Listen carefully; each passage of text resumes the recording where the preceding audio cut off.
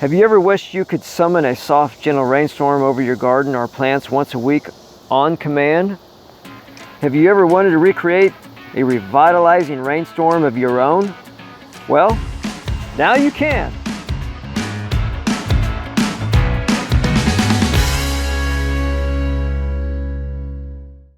I want to do this video on bubbling water and why I bubble water for the plants.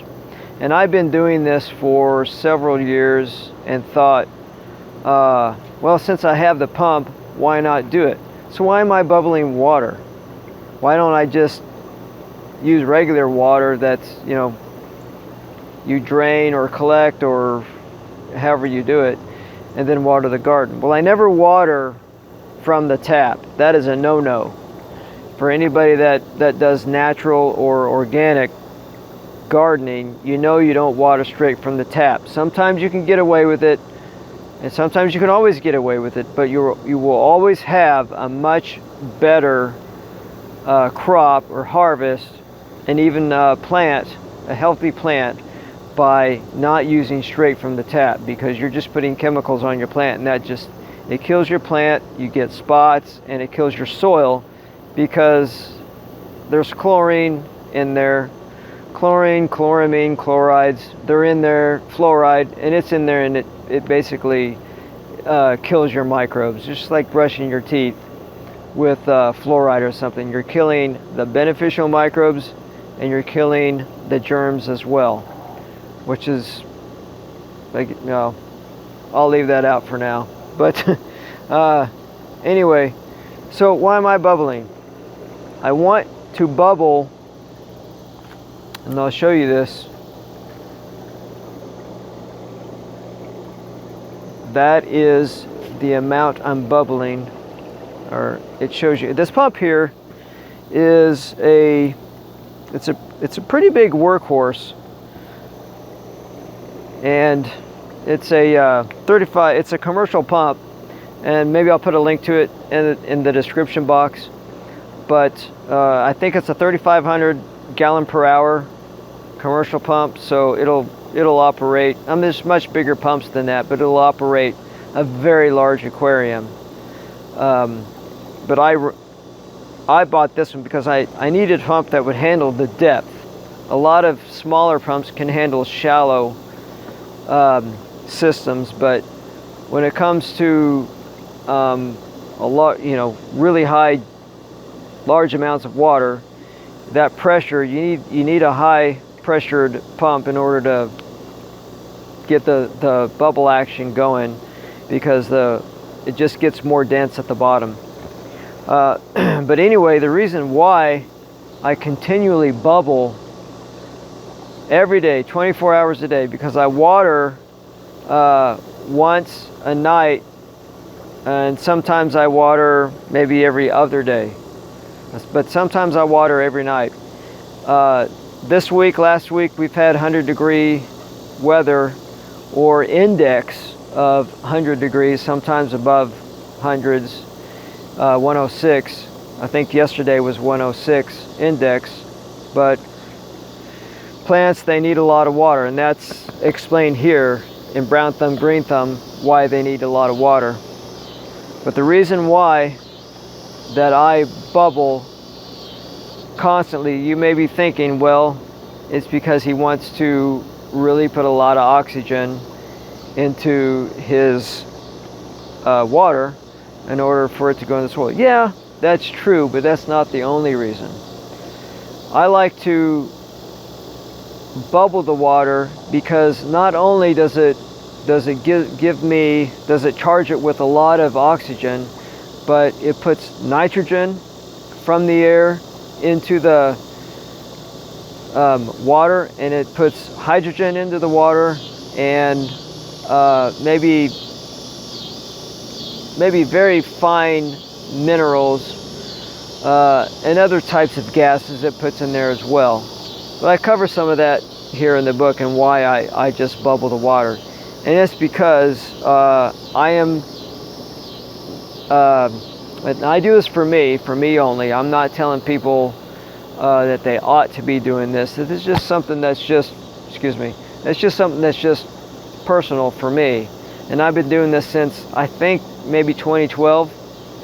But what I believe that I'm doing is I'm replicating a thunderstorm. And everybody knows how wonderful their plants are after a thunderstorm. You walk out the next day in the morning and you come out and you're like, oh man, everything smells so wonderful. It smells so fresh. The plants look so wonderful. It's because the leaves in their stoma, they're soaking up that oxygen and the nitrogen and the hydrogen from that thunderstorm.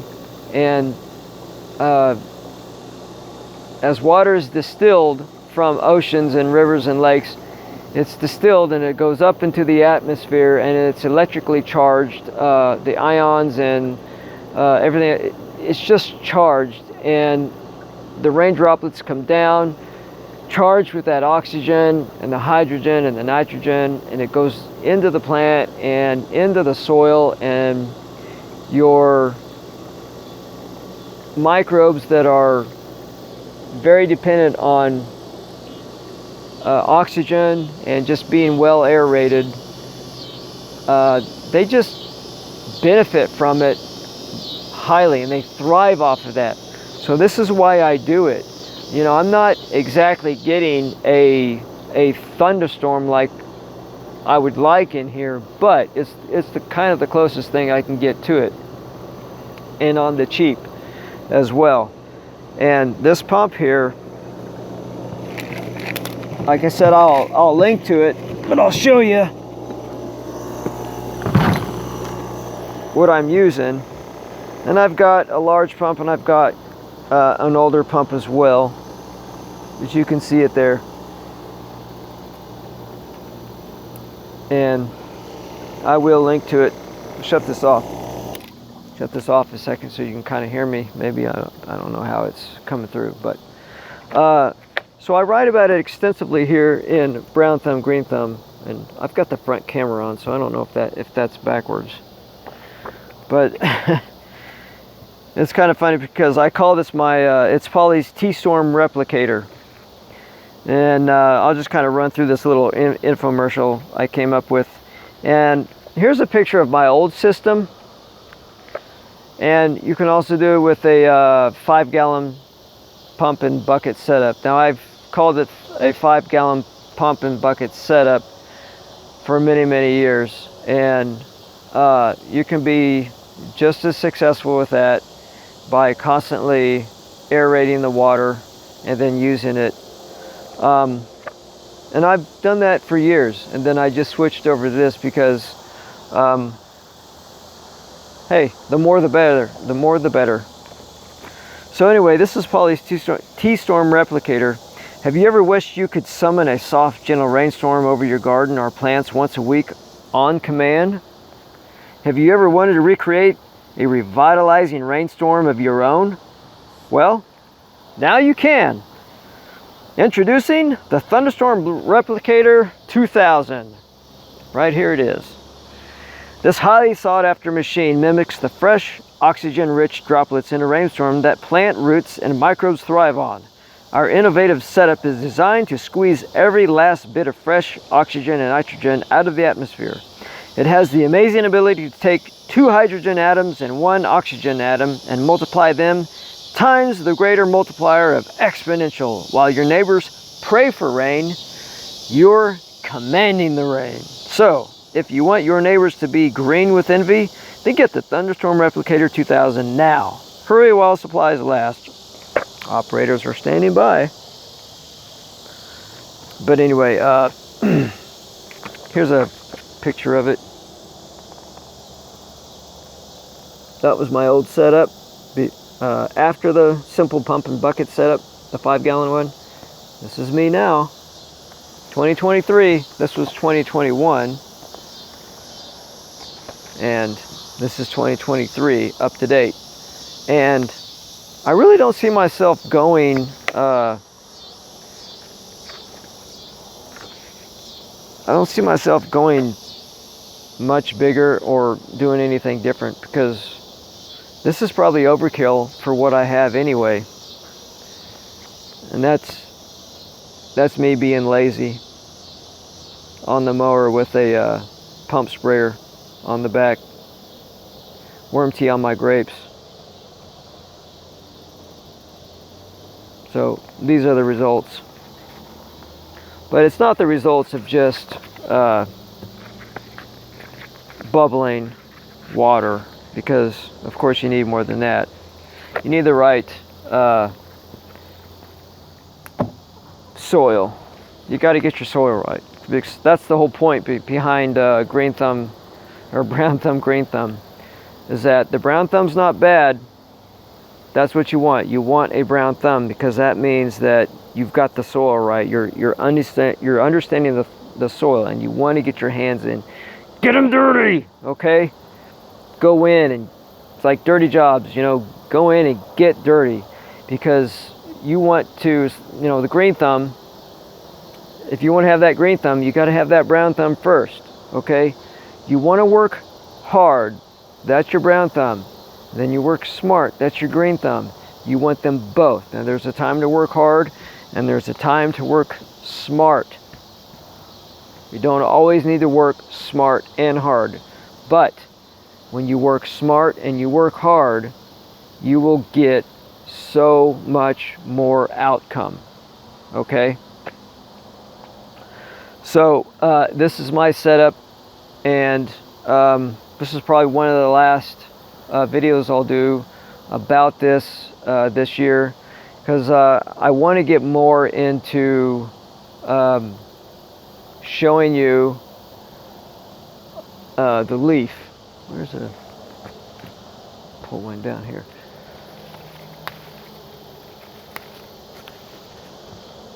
Just a nice simple little leaf. It's amazing what goes on inside this leaf. And in brown thumb, green thumb, I cover this very extensively. We're covering photosynthesis, we're covering PAR, we're covering all the light spectrum and what is going on deep, deep, deep down inside this leaf. And you will be very fascinated.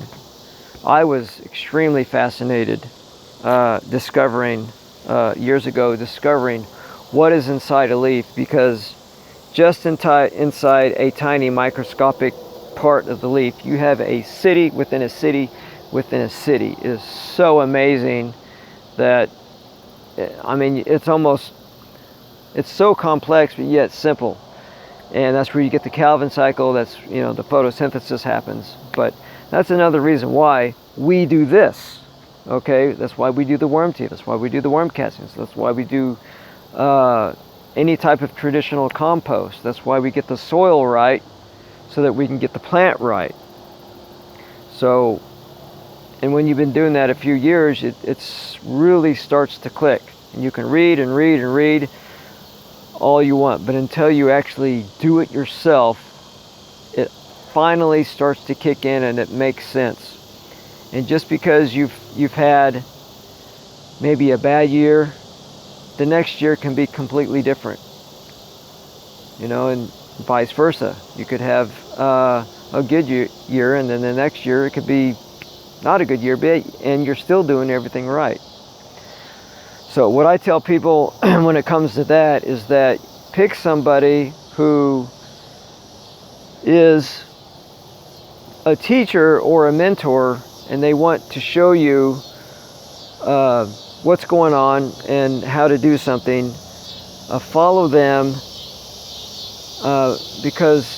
and stick with them, because when you start sitting down and you watch video after video after video, you've got 100 chefs in the kitchen, and they're all telling you, you know, yeah, here's, you know, like the fundamentals and stuff, and some of that they disagree on, but then they're telling you to do this and do that and that, and then, like, it all swirls around. And then you get sometimes you get truth, but then it's mixed in with mal, and ill information, and all of that can be kind of really cumbersome, and you don't know you don't know how to separate, you know, truth from fiction. And so make sure that somebody can show you their outcome and their success, or their proof of what they're doing works. Like if somebody has an ingredients and they bake a certain recipe and it comes out and voila, it looks really good, then, and they do that time after time after time, that's somebody that you want to put your time, you want to spend time with, or invest your time with them, and all of your energy and whatever, because whatever happens in the season, if you follow so many people, it's like, I don't know where I went wrong. How would you know where you went wrong? Because you followed 100 people. It gets really frustrating, you know. So when it comes to gardening, there's a whole lot to learn, and you will never learn it all. So when you follow somebody, follow them and stick with them as long as they can show you their proof and that it works.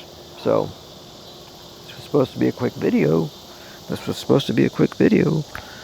So anyway, that's why I just constantly bubble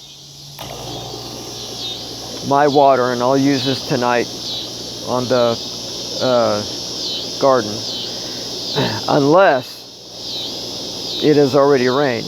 If it rained that morning, because I mulch everything, I probably won't use the water that night, because I know I don't use a moisture meter, because I can look at the plant and I can feel the soil. I know if it needs water or not. Okay, we have that programmed instinct within us to be able to decide whether or not. We don't need instruments like that. Okay, so don't even waste your money on that either. Okay, so anyway, that's the video that I wanted to show you. And if you haven't gotten the book, Brown Thumb, Green Thumb, it's over 200 pages. This is stuff that you won't find on the website. There's just, even though the website has thousands of pages, and some of my articles are like 40 pages plus, this book right here is 200 pages, and you won't find stuff like this. Some stuff you'll find on the internet, and some of it you'll find in some of my videos, but not like in that book. So I do encourage you to get that book, and to even get the Worm Farming Revolution if you're into making compost with worms. I'm starting to lose my voice for some reason. So anyway, that's it for me. I hope this encourages you maybe to replicate a thunderstorm of your own, and then have the plants benefit from it. So I'll catch you next video. I think maybe next video I might talk about